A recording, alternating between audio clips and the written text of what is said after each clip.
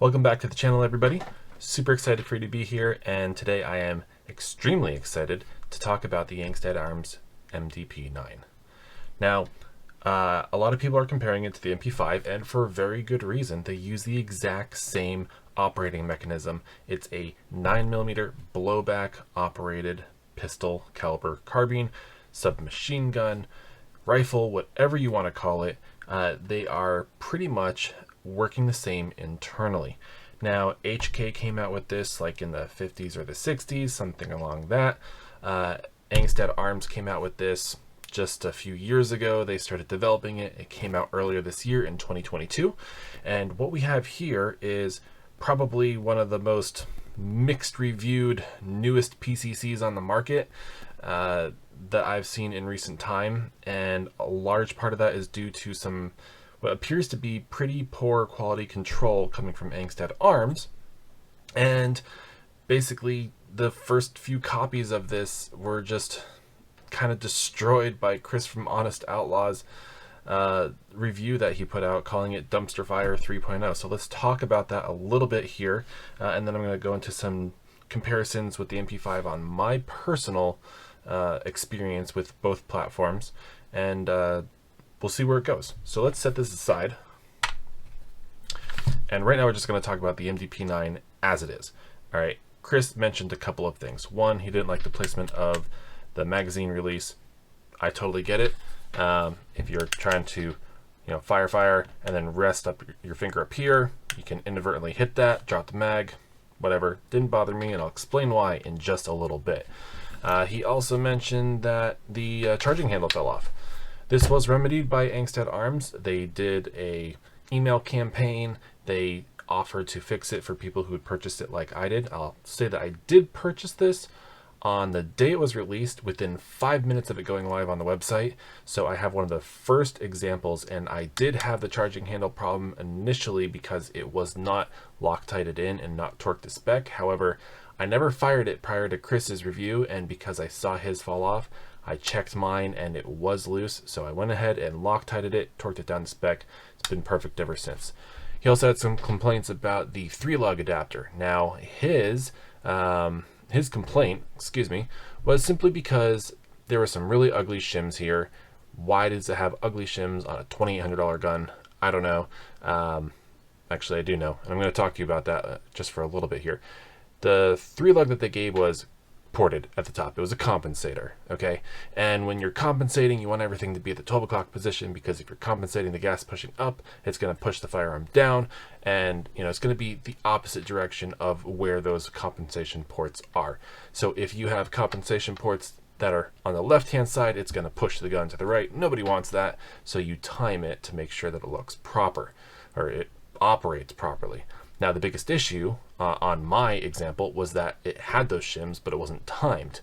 So I was getting some ports over here or something like that, which would kind of push it down and to the left, kind of like an AK would, and that's not exactly what I wanted. So I took that compensation 3-lug contraption off, got rid of the shims, put on my own 3-lug, been happy ever since. So the three main concerns for his were ugly, that fell off, that drops your mag. All right, let's talk about Tim from Military Arms channel. He wanted to talk about the roll pins here. He said that his were working loose a little bit. I have about 300 rounds through mine. Not an issue just of yet, but I don't recall how many rounds he had through his when he started to see that problem. We'll get back to it. We'll visit it. We'll see how it holds up over the next 1,000, 2,000 rounds, whatever I decide to put through this guy. Let's talk about what I like and don't like about it. I like the upper. That's it.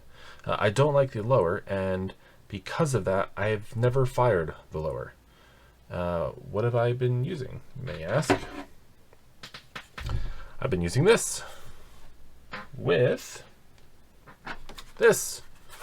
So through movie magic, or just stopping this video and starting a new one, you're going to see this on this. Ta-da! Actually, we can add this here, and we can extend this out, and ta-da! Here we have the actual configuration that I've been shooting it in.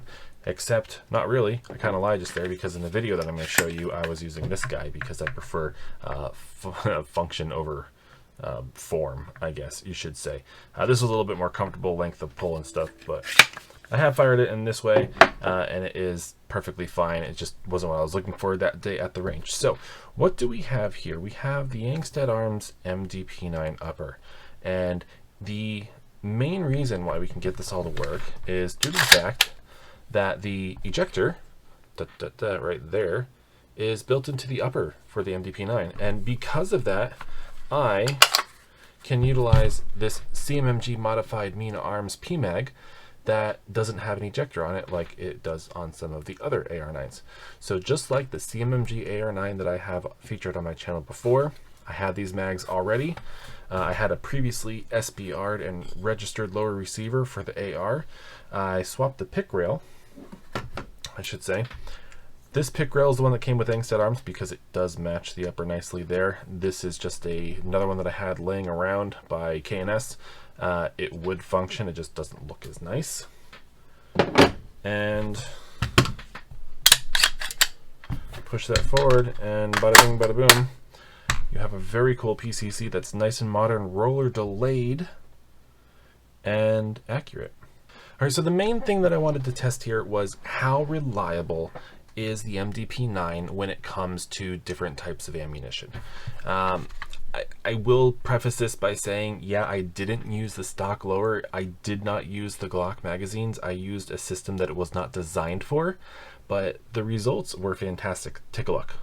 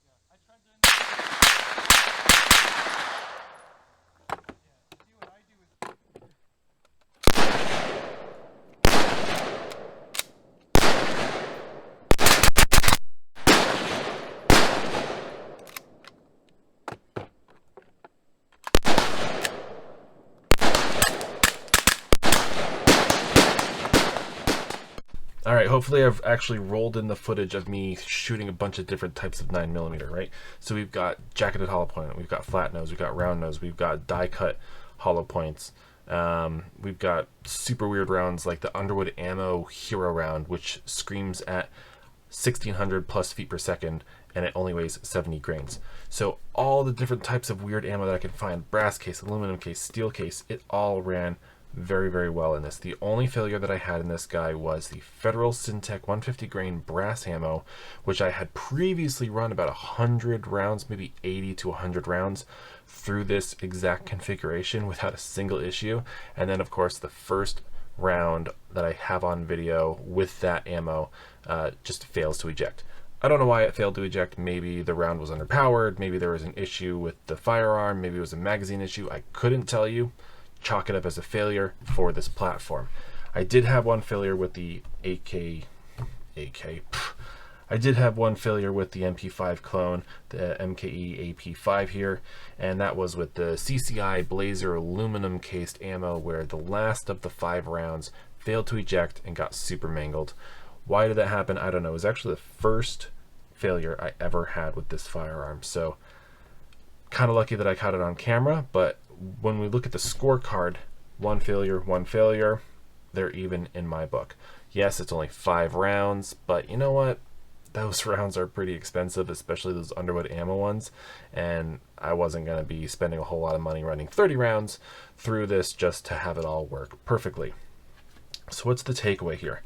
The takeaway is that the MDP-9 is a fantastically modern firearm that is way too expensive, but is really cool because it's roller delayed like the MP5. Let's take the MP5 out of the equation. All right, let's just, boom. Completely off camera. We're just looking at the MDP-9. This is a $2,000 gun. Actually, scratch that.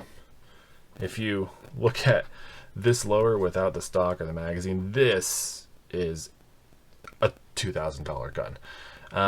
Is it worth it? No, not off the bat. I think what Angstadt Arms should have done was they should have just sold the upper as like $1,000, you know, just $1,000 here, slap it on a lower, slap it on one of our UDP-9s, just remove the ejector, and you're good to go. And they actually did say that you can.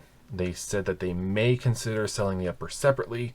You can use an existing UDP-9 lower, which is like $100 to $150 stripped. It just has, I think, the mag release lever in there.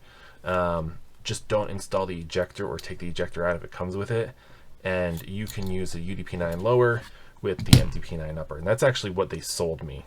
When you buy an MDP-9, it's a UDP-9 lower, no ejector, MDP-9 upper. So I think if this was like $1,000, it'd be actually pretty cool, because at that price point, you can build your own lower, you can get your CMMG magazine inserts. At the end of the day, this is a great little PCC. How does it compare to the Scorpion? Well, it shoots softer and there's less gas blowback. How does it compare to the Strybog? Shoots softer, less gas blowback. How does it compare to the APC-9? Shoots a little bit softer and has about the same gas blowback. I don't know why, but the APC is fantastic with gas, especially suppressed. How does it compare to the AP5? Well, you've got a smoother recoil impulse with the AP5 than you do with the MDP-9. And the only reason for that is the length of travel within the receiver for the operating mechanism. Okay, if you were to compare it to this guy, this is the AP5P or the SP5K/PDW. This has a smaller receiver, so it has a little bit of a jolt when the whole operating mechanism goes back. The bolt carrier, they go back, they hit the wall. It's got a little bit of a jolt at the end. So if you've ever shot one of these, you'll know what this feels like. Reliability, I only have 300 rounds through it, guys. I'm not going to be able to give you a whole spiel on, oh, it's the most reliable thing ever. This was a $2,800 gun that was, it's retail for $2,800. No one pays that, hopefully. $2,800 gun, and it's worth every penny because it's the most reliable thing ever. I'm not going to say that because I don't have more than 300 rounds through it. But what I will say is that the ammo compatibility and, feedability, whatever word you want to use, it's there with this. It can work really well. It feeds all types of ammo. I didn't have any issues with feeding. I just had some weird extraction issues. And at the end of the day, I see with some minor improvements, this might be able to finally kind of bring roller delayed into the modern era. Will it replace the MP5? No, it's not going to do that. But like I said, it can bring roller delayed into the modern era and make it more, people try to modernize the MP5. This is the way that you're going to go ahead and do that. Now let's talk accuracy, right? I did not sit down and just drill tiny holes on paper from a bench rest on this. What I did was I had the AP5 and I had this guy. I was shooting at steel 90 yards away, man size, hit it just fine. I also had paper targets set up at around 10 yards. Hit those just fine. Accuracy between both of them was pretty much the same. The AP5 did have this little contraption on there. So I had a red dot. My point is I had a red dot. You see it in the videos. So it wasn't like I was going irons against an EOTech or anything like that. So both had some sort of optic on it. They both shot beautifully. They both suppressed beautifully. In the video, I'm using the Wolfman on the MDP-9, and I'm using the MG7 by Rexcellentium on the AP5, and this is just a beautiful, both of these cans are just fantastic. I love both of them.